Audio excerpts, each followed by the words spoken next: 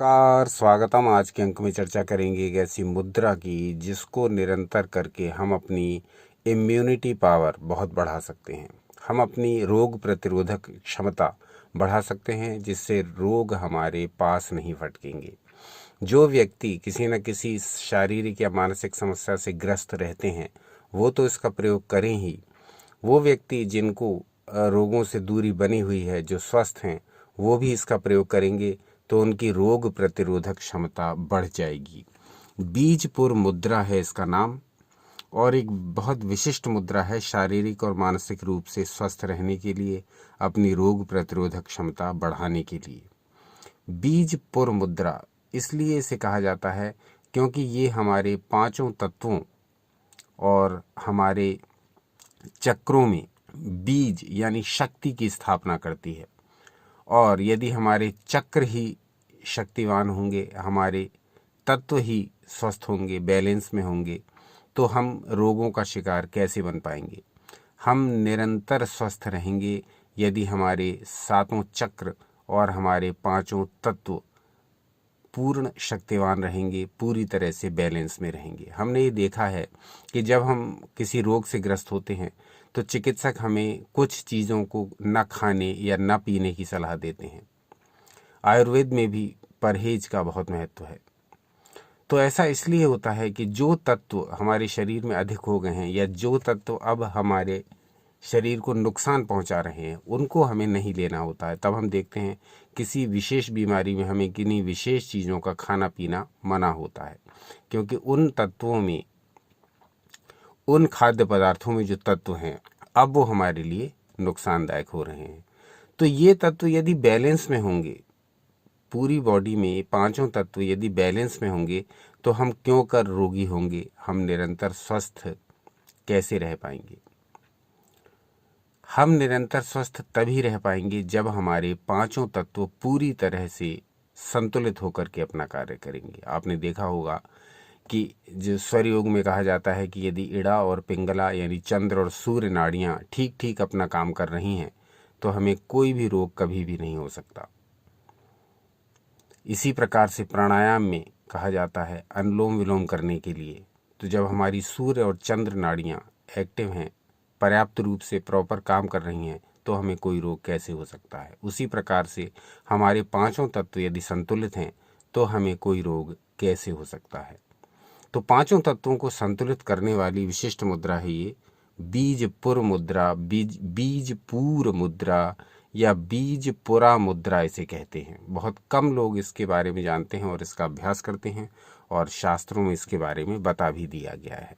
तो सबसे पहले शास्त्र वचन पर आ जाते हैं और देखते हैं कि इस मुद्रा के बारे में क्या कहा गया। कहा गया है बीजपुरा वया मुद्रा प्रसिद्धत्वादुपेक्षिता। बीजपुर मुद्रा अप्रसिद्ध होने के कारण उपेक्षित रही है। यानी इसका क्या कारण है ये हमारी भी समझ में नहीं आया। ये मुद्रा अत्यधिक उपेक्षित क्यों है, बहुत कम लोग क्यों इसके बारे में जानते हैं, जबकि अन्य मुद्राओं के विषय में पूरी जानकारी बहुत ही भारी मात्रा में उपलब्ध है। परंतु ये बीजपुर मुद्रा बड़ी दुर्लभ मानी जाती है क्योंकि ये इतनी प्रसिद्ध नहीं है और इसकी इसी कारण उपेक्षा हुई है।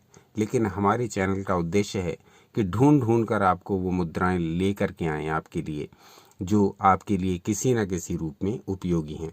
तो आज चर्चा करेंगे बीजपुर मुद्रा की। सबसे पहले देखते हैं इसे लगाने की विधि, फिर इसके बारे में दूसरी अन्य चर्चाएं करेंगे। तो विधि इसकी बहुत सिंपल है। कहा गया है दोनों हाथों की उंगलियों को अग्रभाग से मिलाकर उनके ऊपर अंगूठों को रखें। इस प्रकार से बिजौरा नींबू की आकृति तैयार होगी। इसी को बीजपुर मुद्रा कहा जाता है। एक मोटे बिजौरा नींबू की तरह हमारे हाथों की आकृति हो जाती है जब हम इस बीजपुर मुद्रा को बनाते हैं। तो ये बहुत सिंपल है, देख लीजिए किस प्रकार से बनेगी। हाथ की उंगलियों को मोड़, दोनों हाथ की उंगलियों को मोड़ करके उनके अगले भागों को मिला देना है। बहुत सिंपल है, दोनों हाथ की उंगलियों को मोड़ करके उनके अगले भाग को मिला देना है और उसके ऊपर अंगूठों को रख देना है। बहुत सिंपल है। अलग अलग कोणों से आपके समक्ष प्रदर्शित प्रस्तुत की जा रही है।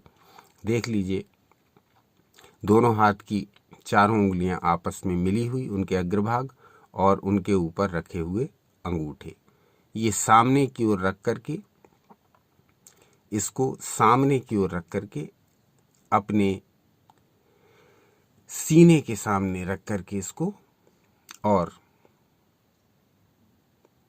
अपनी आंखों को बंद करके इसको करना है। सबसे पहले तो ये जान लीजिए कि मुद्राओं का प्रयोग जब भी करें तो किसी स्थान पर बैठकर करें तो अधिक लाभ देती है, और उस समय रीढ़ की हड्डी सीधी हो और आपकी श्वास सामान्य गति से चल रही हो। श्वास को पहले ऑब्जर्व कर लीजिए कुछ सेकंड। जब सांस को आते जाते थोड़ा निरीक्षण करेंगे तो सांस सामान्य गति से चलने लगेगी। अब ये मुद्रा बना लीजिए, दोनों हाथों को सीने के सामने रखिए, तना हुआ मत रखिए। अब अपनी आंखों को बंद कीजिए, ध्यान को आज्ञा चक्र पर लगाइए, सांस को भीतर भरिए, जितना रोक सकते हैं रोकिए, फिर धीरे धीरे छोड़ दीजिए। इस प्रकार से इसी मुद्रा को लगाए लगाए ये प्रयोग 10 बार करिए। सांस को पूरा भरिए, रोकिए, फिर धीरे धीरे छोड़ दीजिए। बस अब इसमें कुछ नहीं करना है, मात्र इस मुद्रा को लगा करके रखना है और 10 बार श्वास को भरते हुए, रोकते हुए और छोड़ते हुए 10 बार इस अभ्यास को करना है। इतना अभ्यास पर्याप्त है इस मुद्रा से लाभ पाने के लिए।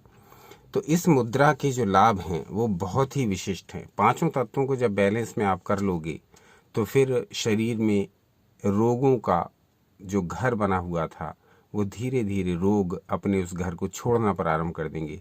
आपका स्वास्थ्य उत्तम होने लगेगा हर प्रकार से, और आपकी रोग प्रतिरोधक क्षमता भी बढ़ जाएगी।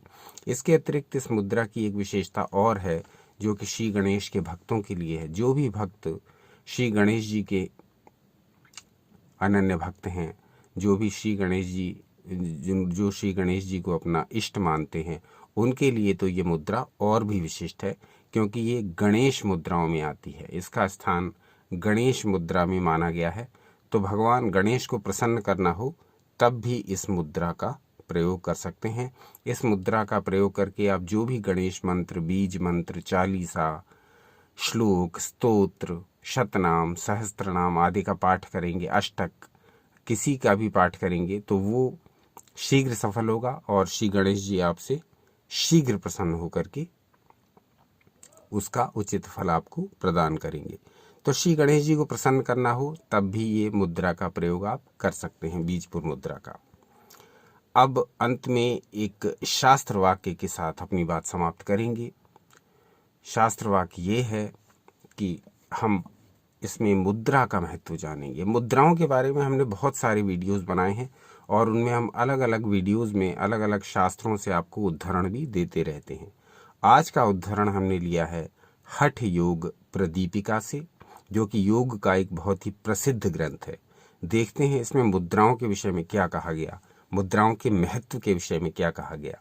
तो कहा गया है, गोपनीयं प्रयत्नेन यथा रत्नकरंडकम कस्य चिन्नैव वक्तव्यम मूलस्त्री सुरतम यथा।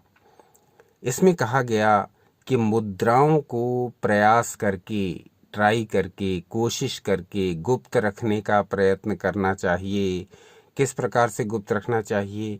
जैसे रत्नों की तिजोरी को आप सबसे छुपा कर रखते हैं, ऐसे स्थान को जहाँ पर आपके बहुमूल्य आभूषण आदि रखे हों, उस स्थान को आप किसी को बताते नहीं हैं।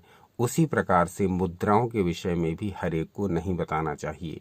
इसके अतिरिक्त रति क्रिया जो आपने की है वो भी आप किसी से उसका जिक्र नहीं करना चाहते। तो इसी प्रकार से कहा गया कि रति क्रिया का वर्णन और अपने घर में रखी हुई रत्न की तिजोरी का वर्णन जैसे आप गुप्त रखते हैं, जैसे आप छुपाते हैं, उसी प्रकार से मुद्राओं का वर्णन छुपाना चाहिए।